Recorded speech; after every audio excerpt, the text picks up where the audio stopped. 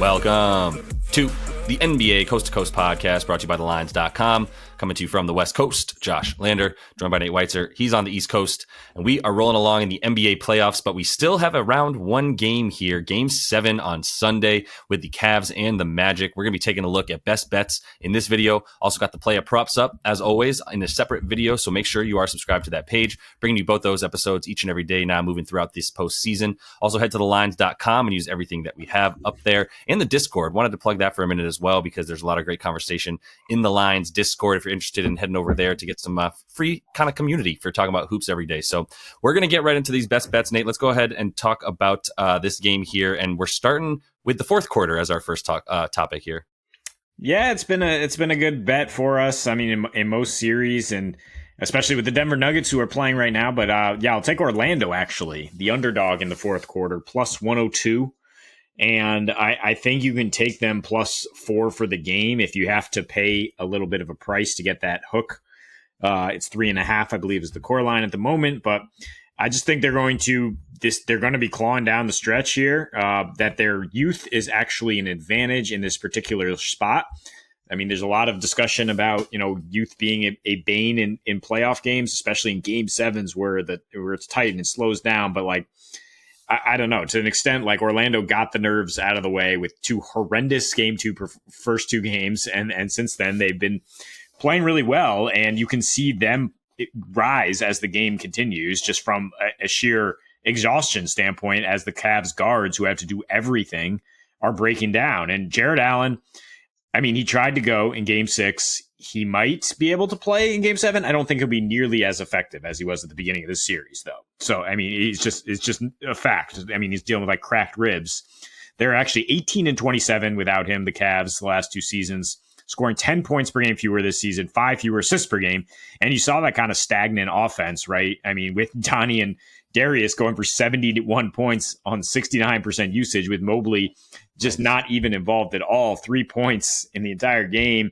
Donnie scoring all 18 of the team's points in the fourth quarter and 7 turnovers for the team.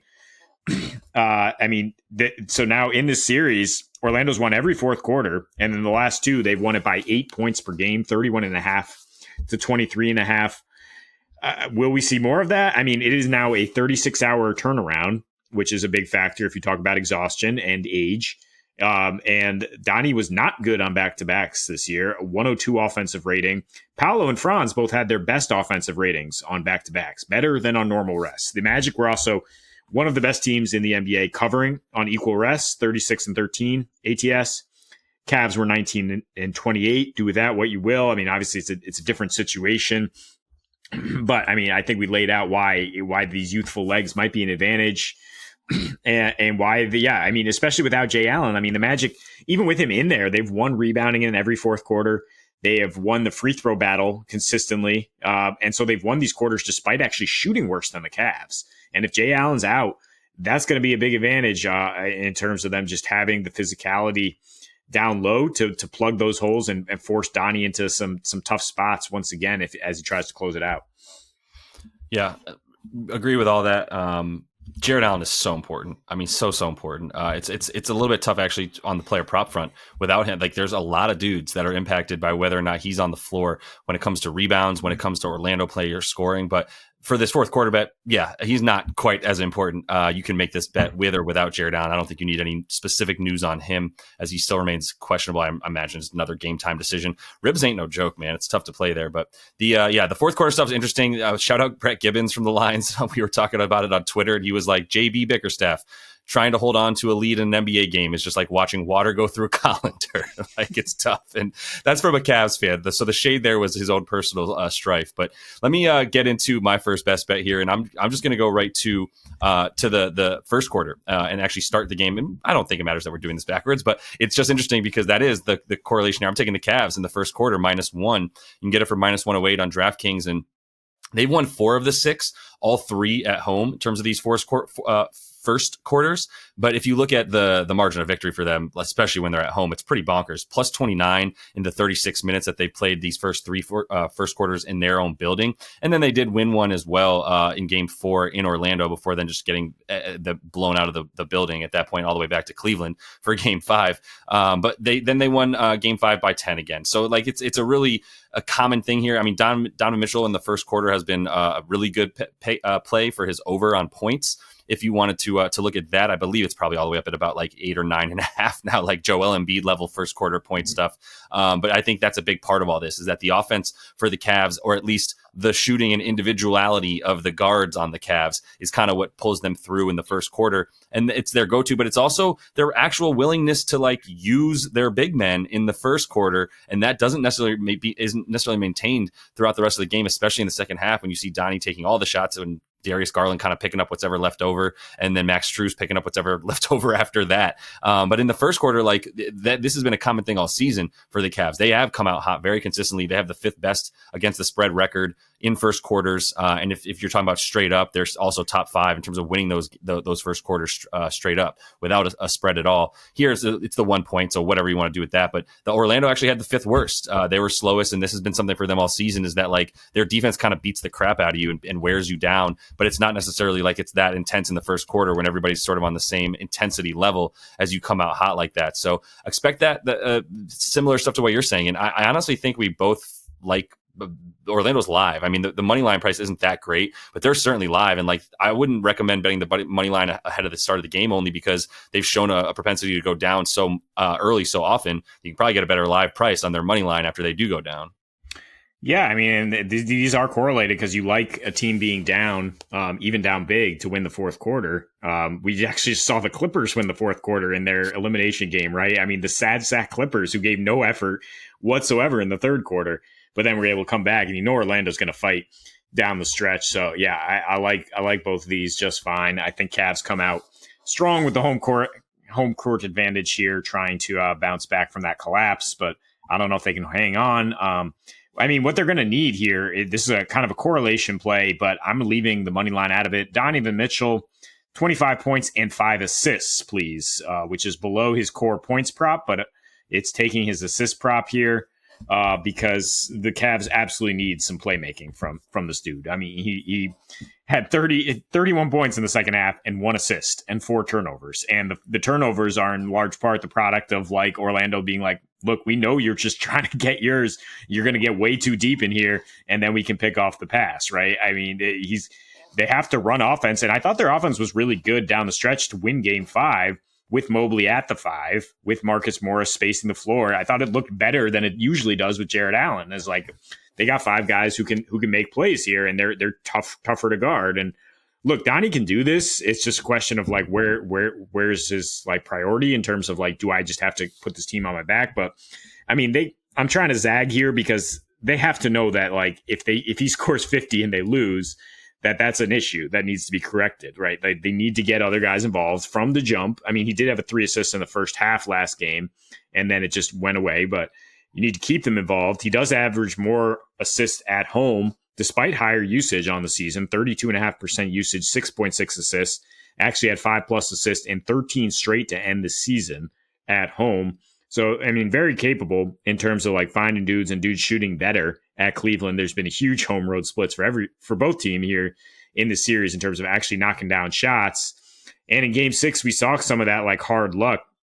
Or actually, I'm sorry, in the home games, he's had worse luck here. He's gone over on the assists on the road the first 2, despite the awful blowouts. But home this series, only 3 assists on 7.3 potential assists for Donnie is just some bad luck in terms of guys knocking down those shots. And elimination games, he's achieved this basically 28-5, 23-9, 39-9, 30-10 in his last 4 elimination games, as his team was escorted from the playoffs, I will say. So so that's why I'm not saying add the Cavs money line, which would get you up to plus 140 here. I'm not going to bet against myself or thread the needle here and say Cavs win, but don't cover 3.5, because I think Orlando is very live to win this game.